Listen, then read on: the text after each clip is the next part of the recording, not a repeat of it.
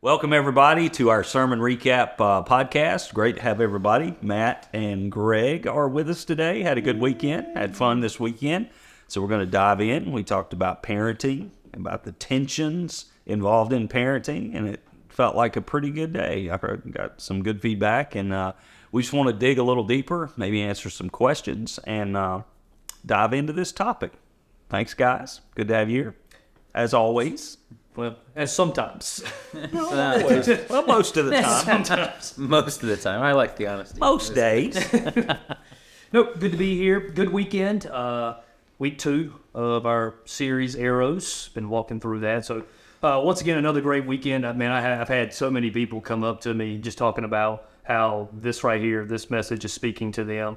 Several of them were kind of like, hey, how does he know exactly what I'm going through right now? And how is this slapping me in the face? Has he been in my house? Has he been reading my mail? Kind of deal. So a series like this is really speaking to where people are. And we had conversations about this before the series about the parenting in the world that we live in now is certainly a topic worth discussing. It's interesting. I had lunch with a couple last week. I'd never sat down to a meal with them. They've been in Upward a bit. And they said so many times you're preaching, it's like you are eavesdropping on our house. Mm-hmm. And I told them, I said, well, this is just all of us hearing from the Holy Spirit. That's what it is.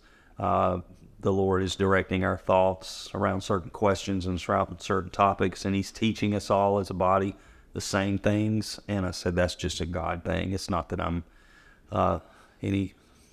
not eavesdropping, of course, but it's not that I have these incredible words that they're thinking this. But we hear that all the time, all the time. And it's good. And it's good that it's also the power of God's Word. It's so applicable to where we live. Right. If you think about this is a book that's thousands of years old, 2 to 4,000 years, something like that. This book is written.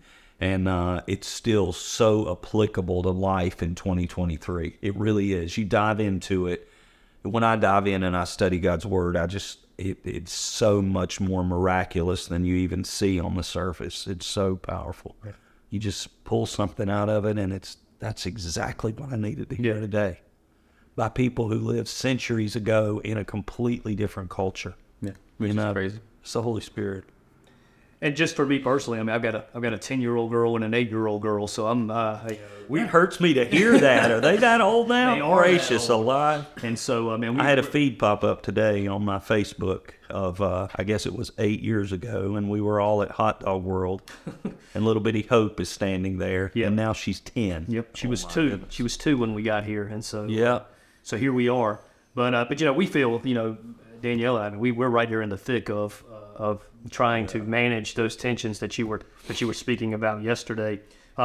You started off by throwing out there the imagery and the way that the psalmist had written this, the way that Solomon had kind of thrown this out there is that, oftentimes we think about parenting, we think about nurturing and guiding and stuff like that, but he throws in there the idea that we're warriors, that we are in battle, not with our kids, but for our kids and for their future and for their present as well. I think that's such a powerful thing for us to grasp as parents right now is that, yes, there's nurturing mode, and yes, there's caring mode and loving mode.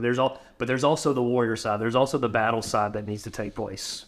Absolutely. Parenting feels like a battle a whole lot. Sometimes it does feel like a battle with them. It is a battle with them at times. It really is. There are days that your kids get on your last nerve, and they just wear you out. Yep.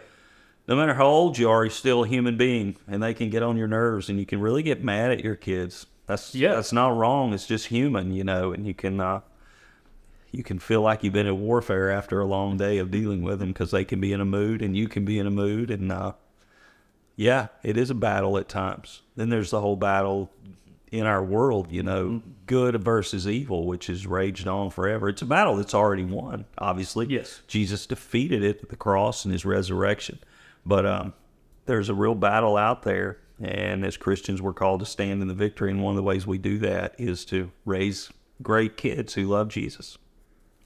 And that is a battlefield. We've been especially in a warfare. I was thinking about this morning as we talked to parents the last 3 years, as we've gone through these unprecedented things that we have in the world. Parents they're dealing with that, for for what, a year or more there, the kids are all at home. Yep. That was a big deal for a lot of people. Oh, yeah. It just shifted some things, and parents are dealing with some new challenges today. And for a lot of it's now just kind of beginning to reveal itself, what all the effects that the last 3 years had on kids, on families, and trying to see, okay, well, how do we respond now that we know what we know, and being able to help them navigate the waters that they're in. So there are some unprecedented challenges, it feels like, that are rising up at this point in time. Yeah. So I wanted yesterday just to say, hey, guys, parenting is tough. Yep. If you're feeling like this is a battle, it's not because you're a failure as a parent. It's because you're a parent. And it's tough. It really is. You're in the battle, and I really hope yesterday people got a sense of we're all in this together, and we all feel this way at times. Yeah, I'd say that was, for me, that was probably the biggest takeaway. It was just, I'm not alone in this. I mean, these are my kids, and I'm trying to raise them as my kids, but like, I've got a lot of people around me right now that are in this, and we're all going through the trenches of this together, trying to figure it out. Yeah. And I think a lot of it is even just the relief it was to go, no, I don't know what I'm doing. To see the other people's hands go up like, no, we don't really know what we're doing, but we know why we're doing it, hopefully. So even just, you diving into the tension and like saying that's a good thing. That was like good because I felt it. One of the things we need so much in our lives now is just this authenticity of who we really are, because we live in a world that has a lot of fake in it. There's a lot of image there that's really not true, social media, all these things we see, and I mentioned it in one of the services yesterday. You see the perfect family, quote, perfect family, with everybody just perfectly all put together, and they have this great life. It's so easy to create that on social media. When we do things like that, when we're inauthentic on social media, we're building a world that's hard to live in for other people, because they see it and they think, why can't I be that way? Why are my kids always perfectly dressed and perfectly behaved, and why can't I go on vacation like that or eat this food or whatever it is? I think in ministry specifically, pastors really struggle with this idea of having to have the perfect family. And we don't. We just don't. We're not perfect people. We don't have perfect spouses or perfect kids. We struggle like everybody else. And I think the authenticity of just being able to say that is really helpful to people. And that may be just a great step for all of us to be able to take, is to just kind of come to that realization that, hey, you don't have to have it all together. Nobody expects you to have it all together, and that involves parenting in your family as well, regardless of where you're at on your spiritual journey. We're all still trying to figure this thing out. None of us have got it all together. None of us have all the answers. That's why we turn to Scripture. Yeah, absolutely. Maybe we should just challenge everybody at Upward to post the worst meal they had in the week.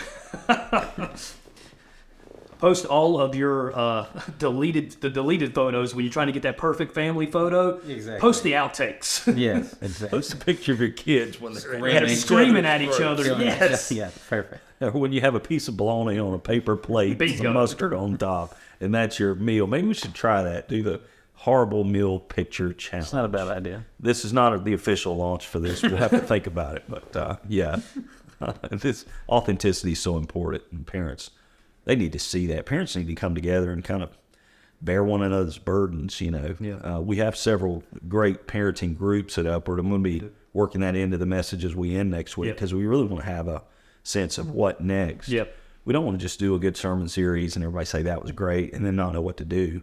We have parenting groups. One of them meets on Thursdays during our Thursday worship service, so childcare is there taken care of. Others of them meet in homes with kids. Yep. We got some groups that are very kid-friendly, and it's expected to be small kids. I think parents just need to say, moms need to talk to each other and say, I've had a terrible day with these kids. Do you ever have days like this? And when they hear yes, they feel a whole lot better. Dads as well. Dads have a harder time, I think, communicating these types of things, but dads sometimes need to just be able to say, man, not sure I'm doing the job I ought to be doing. Help me. Right. I think guys in general are not good at that, but moms and dads need to be able to be around other folks that are other parents. Well, it gives them an opportunity to experience and to live out those authentic relationships, and just be in community with people. That I think one of the things that we have realized is that, man, we all need that on some level, in some way, shape, or form. And a great place to find that is in our Connect groups. So if you're looking for one of those, make sure you pay attention to this upcoming weekend, as we'll be talking about those as well. Yeah. You really spent some energy focusing on when it comes to pulling back the bow and that tension that you feel, that there is tension as it comes to the relationship that we need to manage when it comes to the parents, and how we are managing the tension in two specific ways. I think there was 2 specific tensions that you wanted us to really look at. One of them talked about setting limits, right? And then having freedom. So the word balance kept coming back around into my head, and I'll just be honest with you, I'm terrible at at having balance in there. I do land on one extreme or the other, man. I will heavily lean towards limits, but then when I feel like I've gone too far on limits, I will swing that pendulum really, really far back to the freedom side. What advice, what thoughts would you have to throw back towards me? I guess specifically. Well, the pendulum, trying to create balance. Yes, the pendulum is going to swing. Yeah. As long as it's swinging, you know what I'm saying? As long as you recognize, sometimes I set a few too many limits, and then maybe I err a little far on the freedom side at times. Yep. If that pendulum's swinging regularly, though, you're staying somewhere in the tension. I think we're always going to feel that tension. I think you may be like me in a lot of ways. I hate tension. I don't like it, even healthy tension. Yeah. I just want things to be resolved. You know, I'm just all or nothing. Let's just set limits and rules, and 9 to 10 you do this, you don't do that, and here are the rules of the house, and everybody keep it, and we'll be happy. Yeah. I'd rather just stay on that, or it almost seems easier to me just say, all right, do what you want to do. Yeah. You ever feel like that with your kids? Okay, Absolutely. You're doing this, you're doing this, you're doing that. And sometimes you just want to throw up your hand and say, all right, just live like pigs if you want to. You know what I mean? I remember my mom a couple times, I love her. Mom a couple times would have these moments when she was like, if y'all want to live like this, just live like this. She would tell us that kind of thing. And so she was very orderly, clean, compulsive kind of person in that way, in a good way. And she would reach a point like that. I remember growing up when she was just kind of done, and I get that way too. Sure. So it's like, but as long as that pendulum is swinging, the tension's working, I think. But you recognize it, you're not all one side or the other. That's the important thing, not to get stuck in the extremes. Yeah. The idea of recognizing and saying tension's going to be there. Yeah. Maybe that right there might be the most I think so. radical thought that there is that when feeling the tension is a good thing.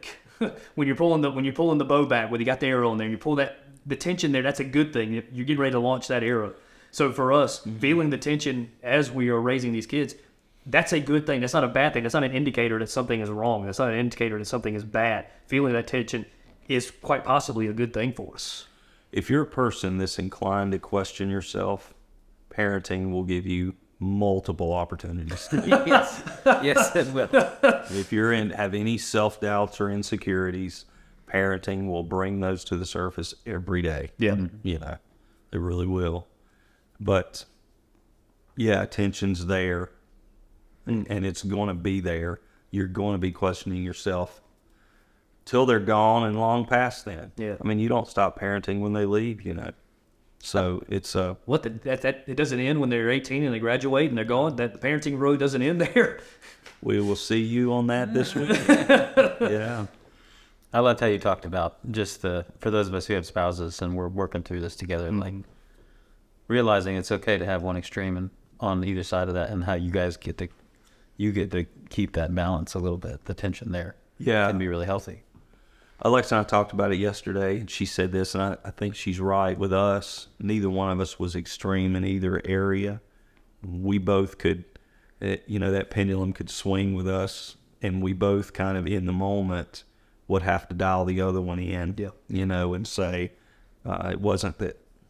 And this is probably true for a lot of people. I think there are homes where maybe dad is the rules guy and mom's the relationship guy, or vice versa. Sure. It doesn't have to be that, but I think there are others where it depends on the mood we're in that day and where we are, that the spouse has to come in and help us. Mm-hmm. I think that's why God put moms and dads in a home, each each gender has their specific gifting a lot of times as well, you know, their specific contribution to make. You know, I find that mothers tend to be more nurturing and, you know, more, when my kids fell down, they never said dad, they said mom, because I'm like, get up, clean that off. You're fine. Rub some dirt on it.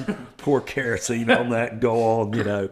And Alex was always the one, oh, it's okay, and all that kind of thing, and I wasn't that. Yeah. Through all that, though, you each have strengths that you bring, and they're equally valid and equally powerful, you know, that you bring to it. And I think that partnership has to happen. And just like a lot of other things in marriage, we see the differences in our spouse, and we let them become unhealthy tension. It's good to realize some of that is very healthy. Sure. Yeah.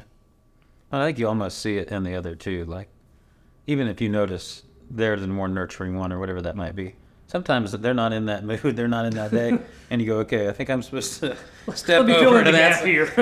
Maybe I'll jump in there. So it's like you fill in the gap a little bit of. So hey kids, today is not the day to mess with mom. Hey, let's clean the house. Let's go do it today. And mom certainly does that for dad as well. Exactly. You know, it's those days we have to dial each other in. Yep. You were talking about another tension as well that we have to manage, and it was the idea of discipline versus relationships. Yeah. And in the midst of that, you made a comment. I can't remember if you made it week one or not, but obviously I know that you made it this past weekend as well. And it was talking about the goal of parenting, that the goal of parenting isn't compliance, but the goal of parenting was character, right? I mean, kind of driving that whole. Man, I'll be honest with you, that slapped me in the face, because I think so often, especially when I'm in the mindset of this is wrong, this is right, and we're gonna now's a time for discipline, I can fall into that trap of, no, you're gonna obey. You know, you're gonna get this right because it's the right thing to do. And I think sometimes I can lose sight of, it's not just compliance that we're after right now. Man, I'm after your character right now and helping to raise you up right, and to be who God's called you to be, not who I want you to be, but who God's called you to be.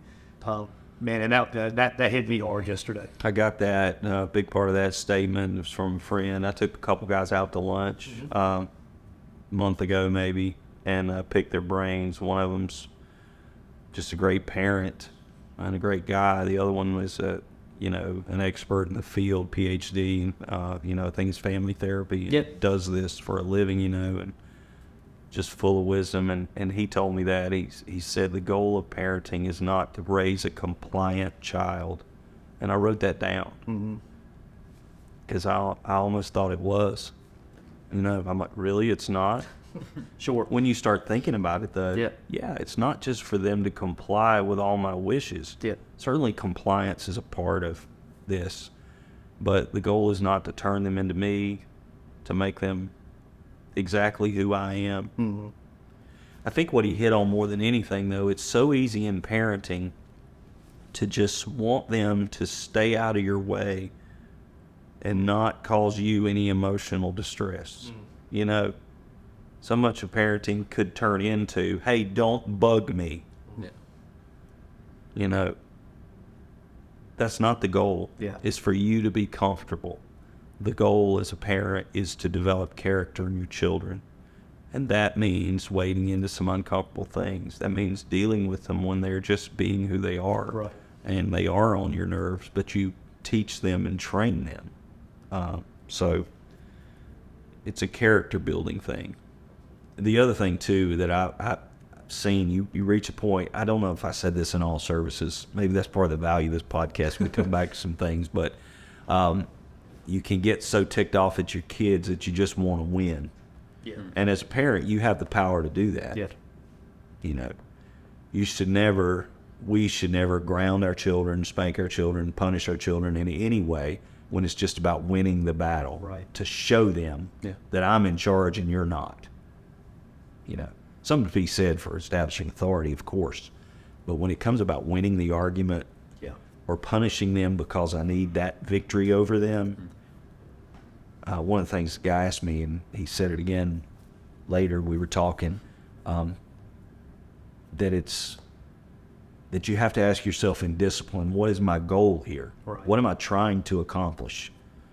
And it's got to be about building character. Oh, that's cool. That's hard to like.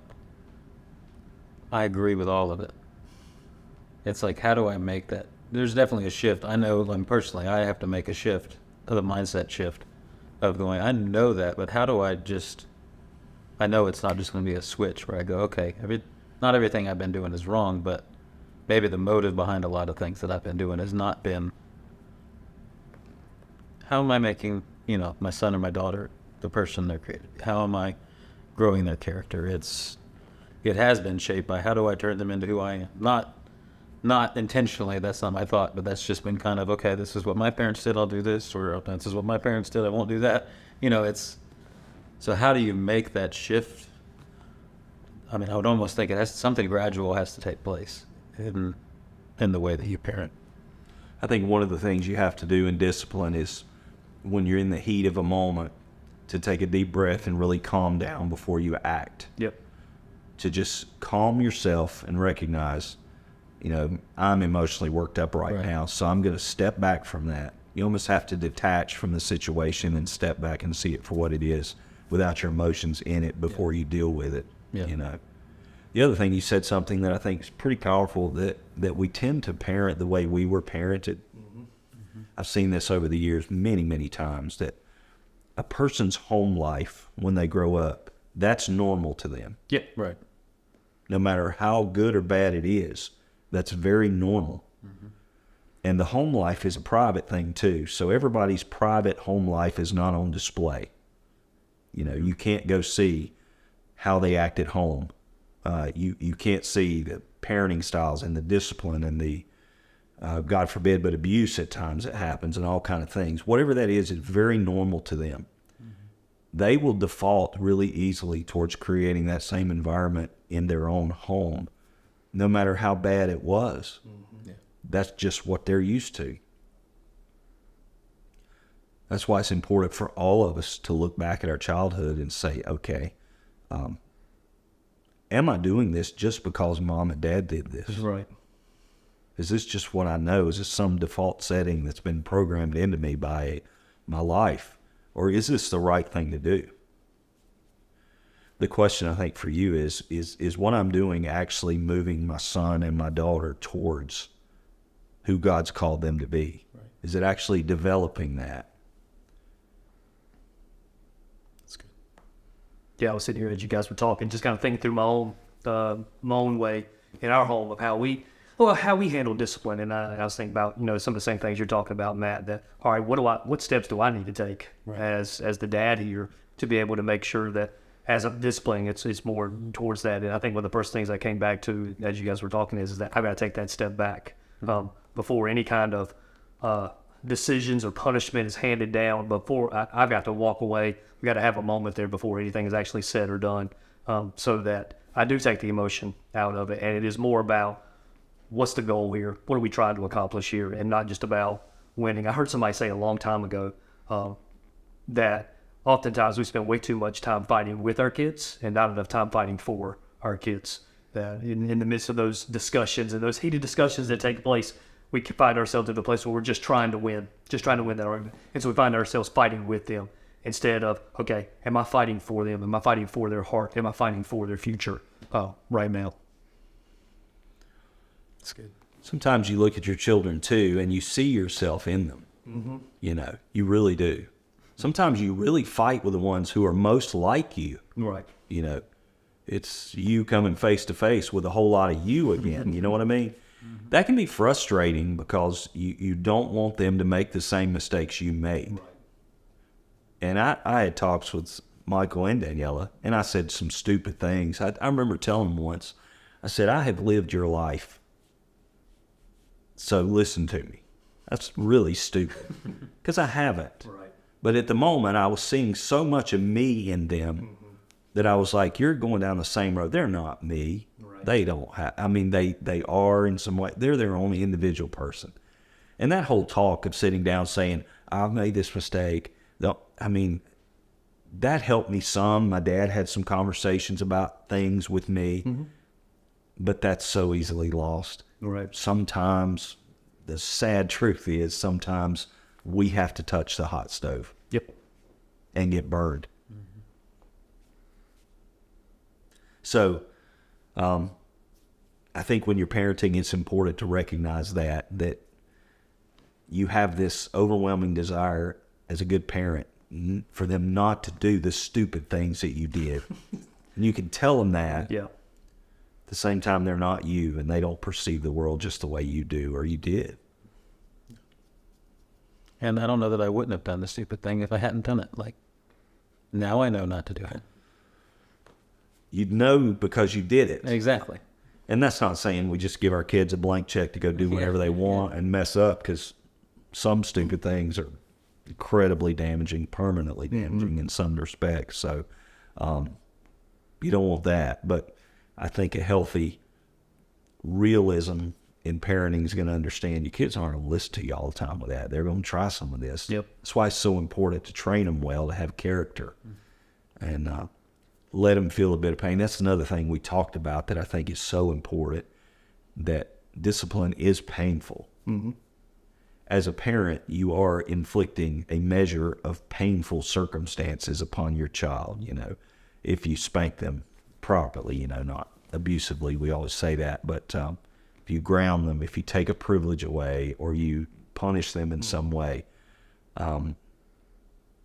you're inflicting a measure of pain in their lives. You're teaching them how the world works. You know, I see kids sometimes who just have not learned that at home, and then they go out and crash really hard. Right. If you build your whole home around a child, and everything in that home flows around that child and his or her wishes and what they want to do, man, they're going to have a tough time in the world, because the message that gets inside is, this is how the world works. And then they go out and get a job somewhere, and all of a sudden they're not at the center of everything, and they can't handle it. That's good. I want my kids, wanted them, and one's flown the coop already. In fact, we're sitting in his coop now. So one's flown, but the other one is quickly flying the coop, you know. And I want them to be able to make good decisions for themselves out there. Right. And that's part of giving that freedom. Yep. Give them a chance. I remember the first time my mom erred on the side of, you know, limits with us. That's who she was in a lot of ways. I remember the first time we were at Carowinds with a group of church kids. And I remember she said we could all, I don't remember how old I was, but she said we could all go off by ourselves. I'm telling you, I've never I felt the wind in my face. I just walked around with my friends, no supervision and everything, and it was so cool. I remember that moment of freedom. But if you don't measure that out in measures as they grow up and they get it all at once when they're 16 or whatever it is, that's a good opportunity for some trouble. Right. Well, as we are wrapping up this conversation, any final parting words that you would say as it relates to managing the tension? You know, part of parenting is just getting up every day and doing the best you can do. It really is. It's getting up every day and doing the best you can do. I'm at a stage now again when they're gone and leaving, and looking back, there's 100 things I would do differently. There's things I regret, but I can honestly look back and say I did my best every day. I did the best I could to raise those children, and it's a good place to be. I don't have any serious regrets. There are always things I could do differently, but I did my best, and I want everybody to say that. Thank y'all. Appreciate it. Thanks to this audience. Love y'all. Looking forward to next time. We're going to talk about releasing that era next time. Should be fun. Yeah. Thanks, guys.